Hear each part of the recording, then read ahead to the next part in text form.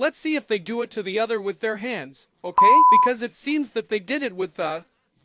And so they want to charge 7,000 pesos a week, okay? Scoundrels, look, these gaps you see here shouldn't be allowed. There are times when it can happen to you, okay, but they have to be done again. Why? Because these holes are air holes, where, as you can see, the rod is exposed. And if a rod is exposed, as a result, when in contact with air, that rod can oxidize. And over time, if it also comes into contact with water, that rod can suffer from corrosion. And be careful, a rod can be oxidized and not lose its structural properties. There are even many experts who say that a certain degree of oxidation helps to have a better adhesion between the rod and the concrete. But let's not confuse oxidation with corrosion. Corrosion does begin to affect the structural properties of the rod, causing it to no longer work properly. It is for this reason that the rod must be completely covered with concrete and not be exposed to the outdoors. What we can do to counteract this effect is to vibrate the concrete well, and by vibrate I mean that the aggregate inside goes down, but be careful and here underline it and pay close attention, because surely what your bricklayer is going to tell you is that to avoid that you have to pour more water on it.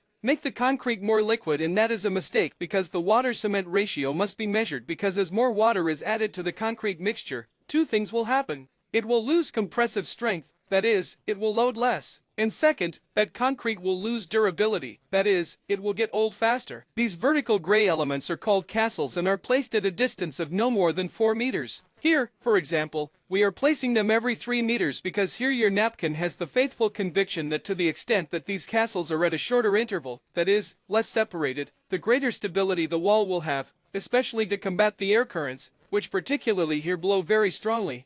As I know that I do not explain to you how the blog feels to build a wall well today, I am going to explain it to you. We are going to start here. Victorino is already giving us the blessing to see if it does not go too far.